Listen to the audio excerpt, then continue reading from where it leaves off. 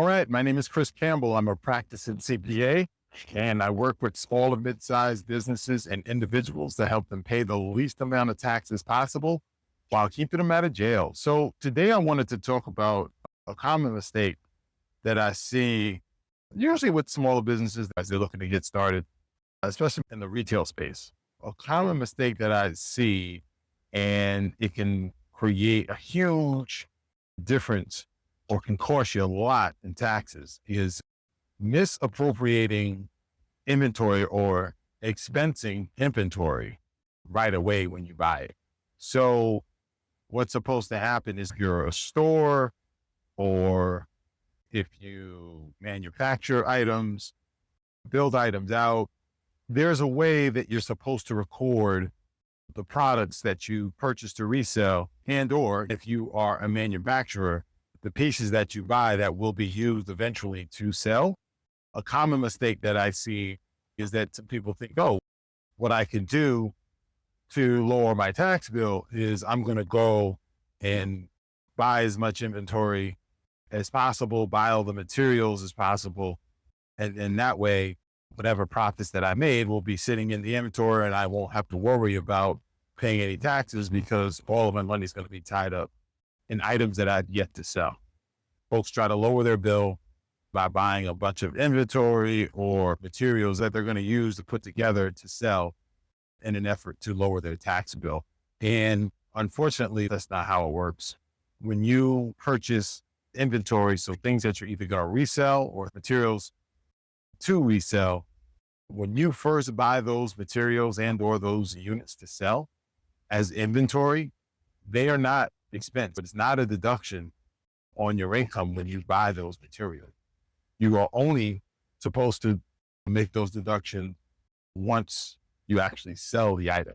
And one common mistake that I've seen is that the folks will turn around and write off these items as soon as they buy it, thus lowering their income.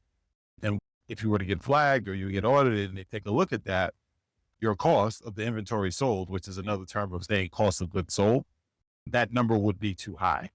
And they would knock it down and thus increase your income and thus increase your tax bills. One way that folks easily know that you have a problem is that when you report either on your financial statements or on your taxes, right under the lines where it says revenues or your total income, everything that you brought in, usually the next line below that is what's called cost of goods sold.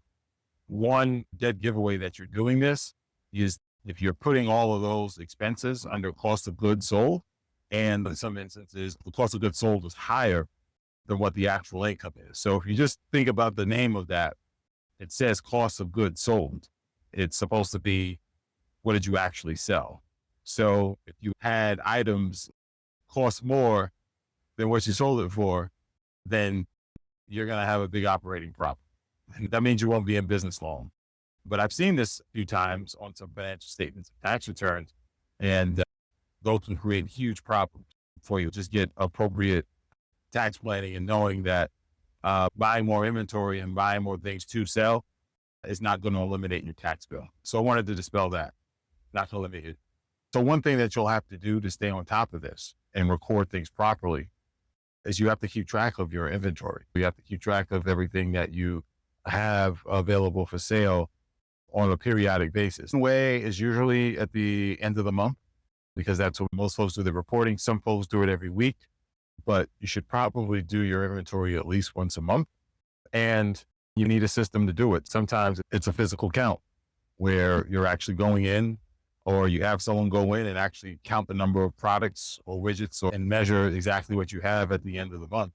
And then the idea is that you know what you still have available to sell and compare that to what you had in a previous month and know that what gets recorded as the expense. Because keep in mind, if you buy things to sell, it's not necessarily the same price all the time. Prices fluctuate, especially in the restaurant industry, and you're buying food. That's inventory that you are selling. Food prices fluctuate based upon market trends, market demand.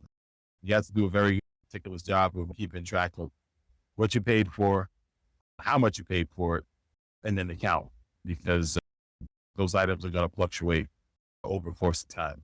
So that's all for now. Hope this was helpful. And if you have any more questions about this topic or any other tax or account related questions, feel free to reach out. Happy to help. So that's all for now. And I'll talk to you in the next. Take care.